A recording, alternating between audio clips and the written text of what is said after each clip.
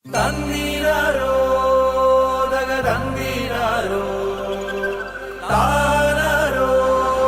ക്രിയോണം 5 വർഷം പിന്നിട്ടിരിക്കുന്നു. 5 വർഷത്തിനിടയിൽ കാലം ഒരുപാട് സഞ്ചരിച്ചു. മാറ്റമില്ലാതെ ഈ ഓണാഘോഷം നമ്മൾ തുടരുകയാണ് എന്നത് സന്തോഷമുള്ള കാര്യമാണ്. മലയാളത്തിൻ മംഗളൊന്നായി കുമ്മിയടിക്കുന്നു.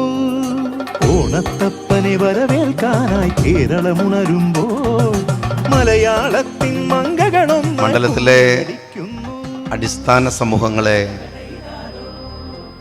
റെപ്രസെൻ്റ് ചെയ്യാനാവുക എന്ന് പറയുന്നത്, അവരോട് സംസാരിക്കാനാവുക എന്ന് പറയുന്നത്, അവരെ ചേർത്ത് പിടിച്ച് അതുകൂടിയാണ് വികസനമെന്ന് പറയുക എന്ന വളരെ മനോഹരമായിട്ടുള്ള ഒരു പ്രവർത്തന രീതിയാണ്.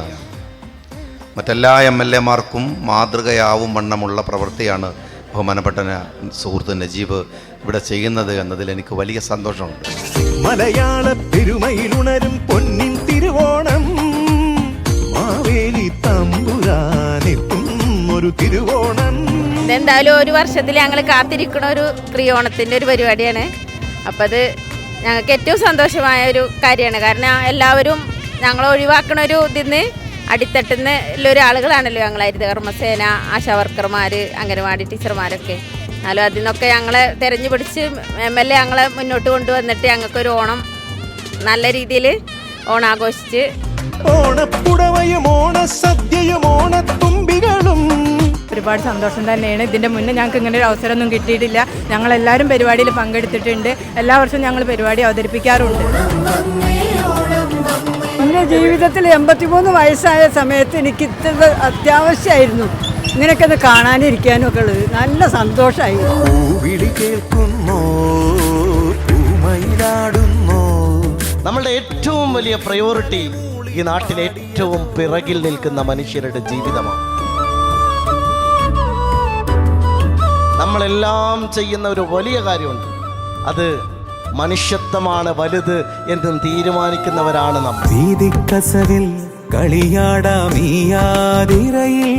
വളരെ ഹാപ്പിയാണ് സാറ് ഞങ്ങൾക്ക് വേണ്ടി, ഞങ്ങളെ ഈ ഗ്രാസ് റൂട്ട് ലെവലിലുള്ള ആൾക്കാരെ സാറിങ്ങനെ പൊങ്ങിച്ച് കൊണ്ടുവരികയാണ്. ഞങ്ങളൊക്കെ അതിയായിട്ട് പ്രാർത്ഥിച്ചിട്ടുണ്ട്. MLA വീണ്ടും വരണം തന്നെ വിചാരിച്ച്. ആ ചിരിച്ച മുഖം എപ്പോഴും കൂടെ ഉണ്ടാവണം തന്നെ. പെരിന്തൽമണ്ണയ്ക്ക് 2 ചരിത്രം ഉണ്ടായി. ഒന്ന്, പെരിന്തൽമണ്ണയിലെ ഏറ്റവും ചെറിയ ഭൂരിപക്ഷം കിട്ടിയ ആൾ ഞാനായി. ഞാൻ ആ സങ്കടങ്ങളോട് പറഞ്ഞു, നിങ്ങളൊരു തീരുമാനം എടുത്തു, എന്നാൽ പിന്നെ ഏറ്റവും വലിയ ഭൂരിപക്ഷം കൊടുക്കുന്നു എനിക്കാവട്ടെ എന്നല്ലേ. അപ്പോൾ ആ 2 റെക്കോർഡും തന്നതിൽ എന്നെ ഏറ്റവും സഹായിച്ചത് എൻ്റെ മുമ്പിലിരിക്കുന്ന ഈ സഹോദരിമാരാണ്. ആ വിജയം ഞാൻ നിങ്ങൾക്ക് സമർപ്പിക്കാൻ ആഗ്രഹിക്കുന്നു.